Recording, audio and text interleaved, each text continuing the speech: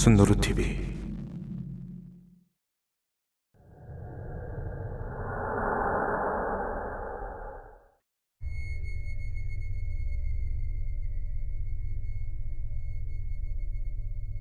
안녕하세요, 순노루님. 오늘은 제가 제 인생에서 있었던 일 중 가장 무서웠던 일을 말씀드려 보려고 합니다.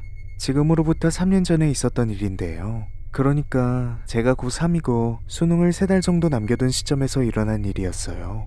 모두가 알다시피 너무나도 예민한 시기라서 사소한 일에도 짜증을 쉽게 내곤 했었죠. 특히 전 잠을 제대로 자지 못하면 다음날에 공부에 집중하지 못하는 게 가장 큰 스트레스였기 때문에 잘 때는 항상 이어플러그를 끼고 자곤 했었죠. 그런데 그날 밤엔 대체 무슨 일인지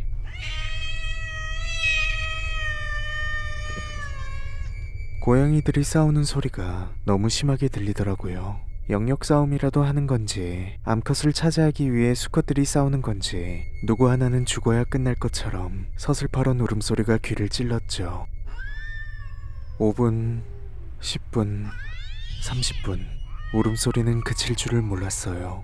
전 극도의 스트레스를 받아 욕을 하면서 책상에 있던 압정통을 집어들었죠. 제가 평소에 고양이를 혐오하거나 싫어하는 건 아니었지만 정말 그 순간만큼은 못 참겠더라고요. 전 분노에 완전히 압도된 채로 창문 쪽으로 다가갔어요. 저희 집은 3층이었는데 소리는 아래 45도 방향의 골목에서 나는 것 같았죠. 전 조심스럽게 창문을 열었습니다. 차가운 바람이 제 목덜미를 감쌌고 전 조심스럽게 아래를 내려다봤어요. 그리곤 정말 5초도 안 돼서 다시 문을 닫을 수밖에 없었죠. 그건 고양이가 싸우는 소리가 아니었어요. 정확히 말하자면 고양이는 맞는데 고양이끼리의 싸움은 아니었습니다. 짧은 순간이었지만 제가 똑똑히 기억하는 장면은 고양이가 자세를 낮추고 담벼락에서 아래를 내려다보고 있었고 그 아래엔 아주 왜소한 노인 한 분이 쪼그려 앉아 고양이를 올려다보고 있었어요. 그리고 눈에 흰자가 보일 정도로 고양이를 노려보면서 고양이 같은 소리를 내고 있었죠. 다음날 엄마한테도 이 사실을 말했지만 스트레스 때문에 악몽을 꾼 걸 거라는 답변만 돌아왔습니다. 하지만 제가 집어들었던 압정통은 침대 머리맡에 그대로 있었기 때문에 절대 꿈은 아니었죠. 지금은 새로운 집으로 이사했지만 아직도 밤에 고양이 소리가 들리면 그날의 일이 떠올라 저도 모르게 심장이 빨리 뛰는 느낌이에요. 그날 새벽 제가 본 건 대체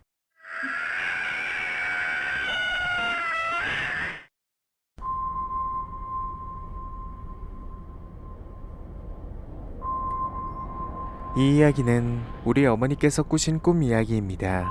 어머니가 꿈에서 정말 깜깜한 도로 위를 운전하고 계셨는데 도로엔 어머니 차 말고는 아무것도 보이지 않으셨대요. 그렇게 한참을 가시다가 멀리 가로등 하나가 덩그러니 놓여 있고 그 밑엔 버스 정류장이 있었다고 합니다. 근데 그 정류장엔 사람들이 두 줄로 선 채 이상하다 싶을 정도로 많이 있었대요. 어머니는 이렇게 늦은 시간에 그것도 한 정류장에 사람들이 몰려있는 모습이 너무 기괴하다라고 느끼셨다고 합니다. 그런데 신호가 걸려 잠시 대기하는데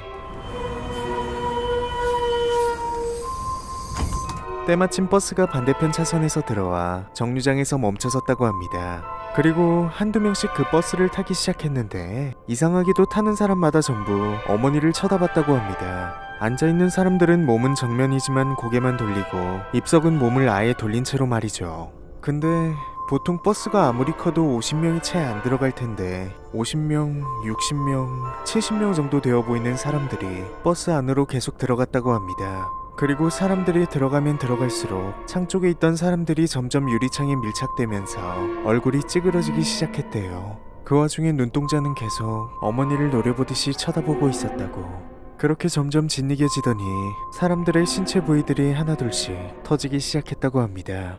처음엔 얼굴, 그리고 몸이 차례대로 말이죠. 그런데 유리는 금이 가거나 깨지는 것 없이 멀쩡했고 버스는 더 이상 안을 볼 수 없을 정도로 빨간색으로 범벅이 되어갔대요. 그리고 그 많던 사람들이 모두 탑승하자 버스가 그제야 출발했다고 합니다. 그 순간 어머니는 온몸이 땀으로 젖은 채 잠에서 깨셨고 그날 하루 종일 몸이 무겁고 기분이 안 좋으셨대요. 그 꿈은 대체 무엇을 의미하는 꿈이었을까요? 이런 꿈도 해몽이 가능할까요?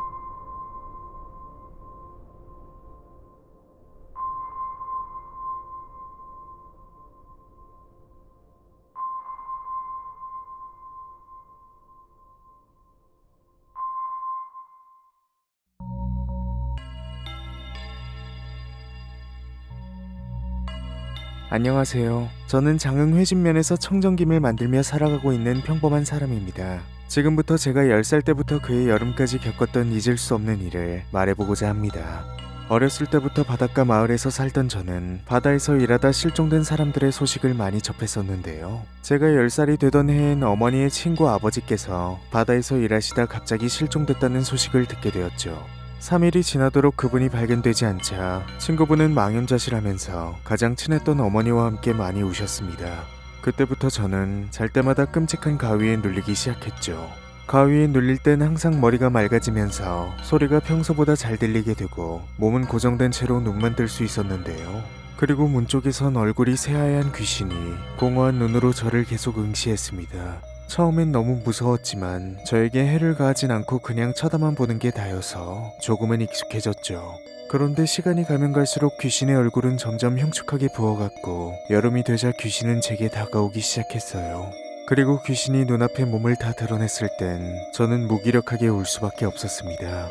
왜냐하면 귀신은 물에 너무 오래 있었던 사람처럼 피부 곳곳이 터져 있고 새하얗게 부풀어 있었거든요. 그런데 그 다음날 실종된 친구분의 아버지의 시체가 바다에서 발견되었습니다. 시체는 충격적이게도 그물망으로 감겨져 있었고 아래로 가라앉게 하는 무게추도 달려 있었대요. 시간이 지나 어른들에게 물어보니 사건의 전말은 이러했습니다. 장흥에선 김장사와 장어 양식을 동시에 하던 분이 두 분 계셨는데 한 분은 피해자인 어머니 친구의 아버지고 또 한 분은 그 아버지의 친구분이셨대요. 그런데 그 아버지의 친구분은 장흥에서 김과 장어 양식을 독점하기 위해 의도적으로 그분을 살해하신 거라고. 그 이후로 저는 신기하게도 가위에 눌리지 않게 되었습니다. 하지만 그 아저씨의 친구분이 운영하던 장어 양식장은 20년이 지난 지금까지도 허물어지지 않고 그 자리에서 형체를 유지하고 있죠. 당시 양식되던 장어는 그 상태에서 건물과 함께 버려지는 바람에 아직도 양식장 바닥엔 장어들이 눌러붙어 죽은 자국이 남아있고 또 생선이 썩는 것과는 다른 특유의 비릿한 냄새가 아직까지도 나고 있습니다. 그리고 그곳은 유난히 진해가 많이 나오는 곳이 되었죠. 한동안 가위에 눌리면서 본 그 귀신은 억울한 아저씨의 영혼이었을까요? 자기를 찾아달라고 저를 찾아온 것이었을지도 모르겠네요. 따찌님 감사합니다. 순노루 할장님 감사합니다. 너무 귀엽다.